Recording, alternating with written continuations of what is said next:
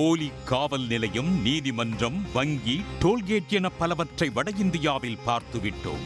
ஆனால் முதல் முறையாக பல நாடுகளின் பெயரில் செயல்பட்ட போலி தூதரகம் டெல்லி அருகே கண்டுபிடிக்கப்பட்டுள்ளது. அங்கீகரிக்கப்படாத சிறிய நாடுகளின் பெயரில் செயல்பட்ட போலி தூதரகத்தின் பின்னணி என்ன?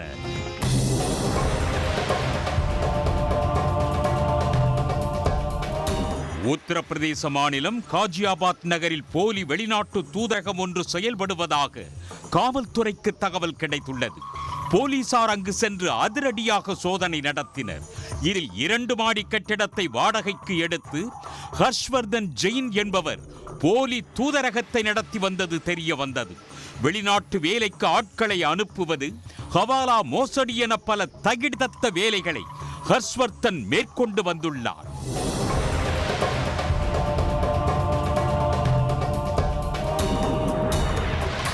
மத்திய புலனாய்வுத்துறை கொடுத்த தகவலின் பேரில் உத்தரப்பிரதேச சிறப்பு படை போலீசார் அதிரடி ரைடு நடத்தி ஹர்ஷ்வர்தன் ஜெயினை கைது செய்தனர்.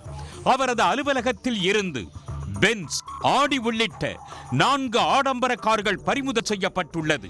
மேலும் தூதரக கார்களுக்கு பயன்படுத்தப்படும் 18 சிறப்பு நம்பர் பிளேட்டுகள், 34 நாடுகளின் போலி சீல்கள், 12 நாட்டு தூதரக பாஸ்போர்ட்டுகள், வெளிநாட்டு ஆவணங்கள், 44,70,000 பணம் ஆகியவற்றை பறிமுதல் செய்தனர்.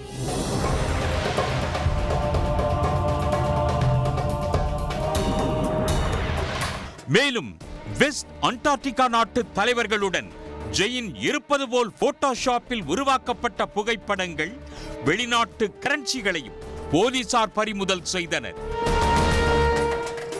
வெளிநாட்டு தலைவர்களுடன் மட்டுமல்லாமல் பிரதமர் நரேந்திர மோடி, மறைந்த குடியரசு முன்னாள் தலைவர் அப்துல் கலாம் போன்ற தலைவர்களுடன் ஹர்ஷ்வர்தன் வைத்திருந்த போலி போட்டோக்களையும் போலீசார் பறிமுதல் செய்துள்ளனர். போலீசாரின் விசாரணையில் செபோர்கா, பவுல்வியா, லேடோனியா போன்ற சிறிய அங்கீகரிக்கப்படாத நாடுகளின் தூதரக பிரதிநிதி என்று ஜெயின் தன்னை அறிமுகப்படுத்திக் கொண்டு செயல்பட்டு வந்துள்ளார். போலி தூதரகம் நடத்தி ஹர்ஷ்வர்தன் பல்வேறு மோசடிகளில் ஈடுபட்டு வந்துள்ளார். வெளிநாட்டு தூதரக அதிகாரி என்ற முறையில் வெளிநாட்டில் வேலை பெற்றுக் கொடுப்பதாகவும் தொழில் வாய்ப்புகளை பெற்றுக் கொடுப்பதாகவும் கூறி பலரை ஏமாற்றி வந்துள்ளார். அதோடு அந்த நாடுகளில் போலி நிறுவனங்களை உருவாக்கி ஹவாலா பணத்தை மாற்றித் தருவதாகவும் கூறி பலரிடம் பணம் பெற்றுள்ளார். அந்த பணத்தை உண்மையிலேயே மாற்றிக் கொடுத்தாரா அல்லது பணத்தை பெற்றுக்கொண்டு ஏமாற்றினாரா என போலீசார் விசாரணை நடத்தி வருகின்றனர்.